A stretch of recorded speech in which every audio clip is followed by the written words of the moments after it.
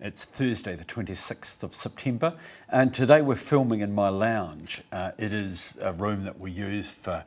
both informal and some pretty formal occasions, international guests, and we're really lucky to have some artwork in the room. Over this side we've got a McCann, and behind me on the other side is a Patterson, and through the suite there's quite a collection of art that was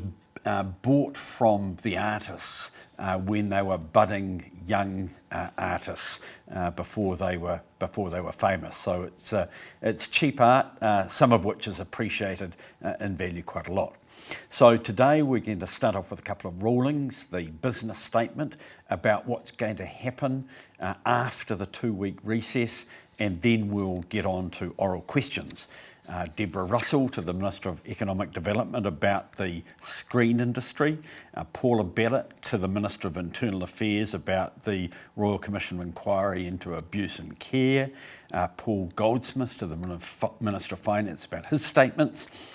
James Shaw to the Minister of Trade about trade rules to help with climate change, Judith Collins to the Minister of Housing about Kiwi Build risks, Chris Bishop to the Minister of Transport about a meeting he had, Joe Luxton to the Minister of Education about core skills, Tim McIntosh to the Minister of ACC about ACC levy rates, Shane Retty to the Associate Minister of Health about measles, Duncan Webb to the Minister of the Environment about waterways, Simon O'Connor to the Minister of Housing about the waiting list, and Maria Lubeck to the Minister of Immigration about the recognised seasonal employer scheme. After that, we'll go on to the Resource Management Amendment Bill, the first reading in the name of the Honourable David Parker,